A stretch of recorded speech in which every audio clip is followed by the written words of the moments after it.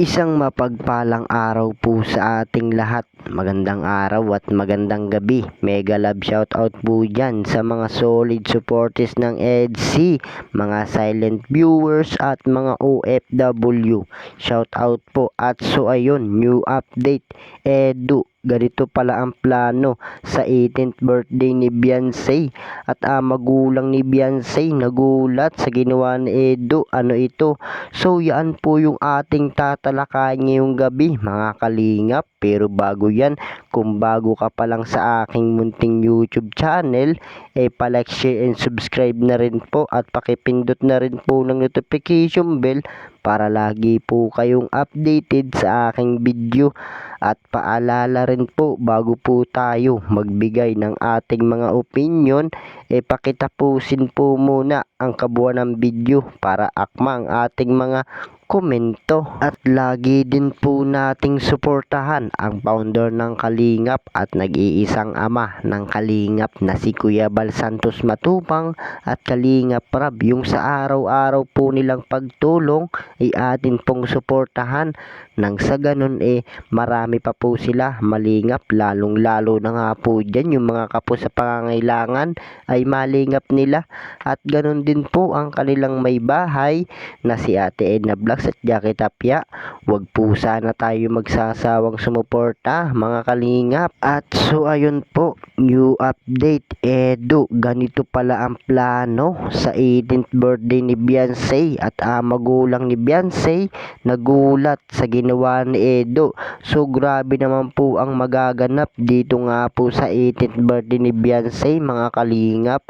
At ano po kaya ito, atin nga pong alamin. Pero bago po yan may ibang dako po muna tayo mga kalingap. Pag-usapan po muna natin ang EDC at talagang papaids natin, in love na nga po dito kay Beyonce at talagang grabe po pala ito magmahal. So syempre ganoon po talaga at lalo na nga po ngayon tumatanda na nga po itong si papaids natin.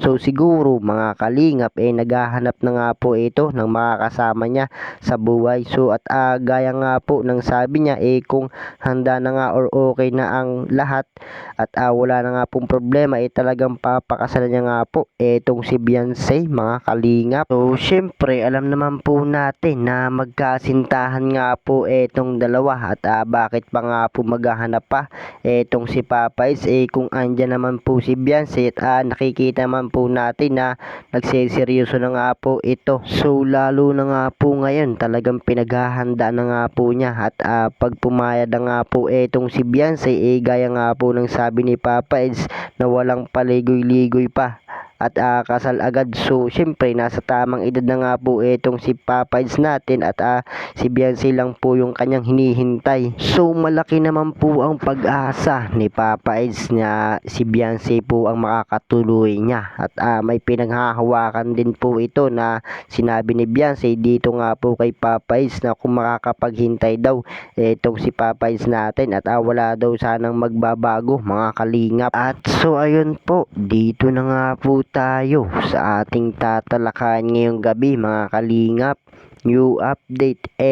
Ganito pala ang plano sa 18th birthday ni Beyonce at magulang ni Beyonce nagulat sa ginawa ni Edo. Ano po kaya ito? At kung natatandaan nyo nga po mga kalingap, yung nakaraang usap-usapan at kasal ng EDC at debut ni Beyonce pagsasabay na raw. Wow, grabe naman po pala etong plano ni Papa Eds mga kalingap. At kaya pala sinabi na ni Beyonce sa kanyang magulang na may relasyon sila ni Edo at pag nag 18th birthday nga po ito si Beyonce isasabay na nga ang kasal nila. So para nga po hindi magulat itong magulang ni Beyonce sa plano ni Papa Eds sinabi na nga po ni Beyonce na may relasyon sila ni Edo mga kalingap. At kaya po pala bumili itong si Papa Eds ng bahay. Ito na po pala ang kanyang plano na pag nag 18th birthday na si Beyonce isasabay na ang kasal mga kalingap.